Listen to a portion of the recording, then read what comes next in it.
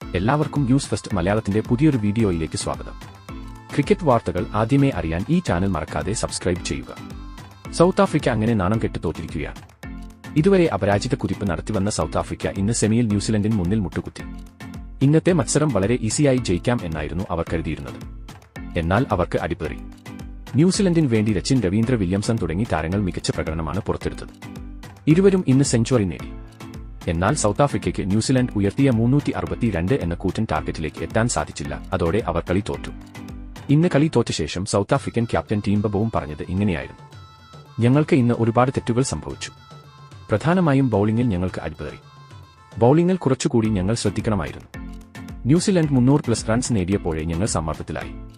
എന്നിരുന്നാലും ഞങ്ങൾ നന്നായി തന്നെ പൊരുതി. അവസാനം ഞങ്ങൾ ന്യൂസിലൻഡിന് മുന്നിൽ അടിയറവ് പറഞ്ഞു. ചാമ്പ്യൻസ് ട്രോഫിയിൽ നിന്നും പുറത്തായതിൽ എനിക്ക് നിരാശയുണ്ട്.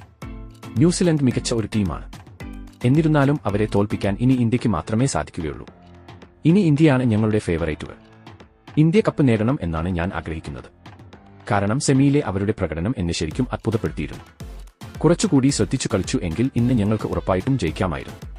ഇനി പറഞ്ഞിട്ട് യാതൊരു കാര്യവുമില്ല, എങ്കിലും ഞങ്ങൾ സെമി വരെ എത്തിയതിൽ സന്തോഷിക്കുന്നു. വരാനിരിക്കുന്ന ടൂർണമെന്റുകളിൽ ഇതിലും മികച്ച പ്രകടനം നടത്തി ശക്തമായി തന്നെ തിരിച്ചുവരുമെന്നും ബൗമ വ്യക്തമാക്കി. എന്തായാലും വീണ്ടും ഒരു സെമിഫൈനലിൽ സൗത്ത് ആഫ്രിക്ക തോറ്റിരിക്കുകയാണ്. അവർ ഇന്ന് ന്യൂസിലൻഡിന് മുന്നിൽ തകർന്നടിയുമെന്ന് ആരും തന്നെ കരുതിയിരുന്നില്ല. കാരണം സെമി ഫൈനൽ വരെ അവർ മികച്ച പ്രകടനം നടത്തിയാണ് എത്തിയത്. എന്നാൽ ആ ഒരു പ്രകടനം ഇന്ന് അവർക്ക് പുറത്തെടുക്കാൻ സാധിച്ചില്ല. കഴിഞ്ഞ T20 വേൾഡ് കപ്പ് ഫൈനലിലും വേൾഡ് ടെസ്റ്റ് ചാമ്പ്യൻഷിപ്പ് ഫൈനലിലും യോഗ്യത നേടാൻ അവർക്ക് സാധിച്ചു.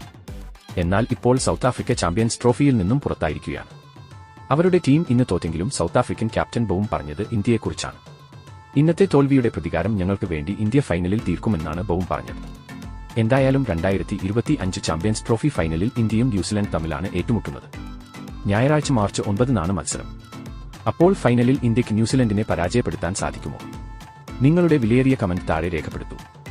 അപ്പോൾ ഇതുപോലത്തെ ക്രിക്കറ്റ് വാർത്തകൾക്കായി ഈ ചാനൽ മറക്കാതെ സബ്സ്ക്രൈബ് ചെയ്യുക.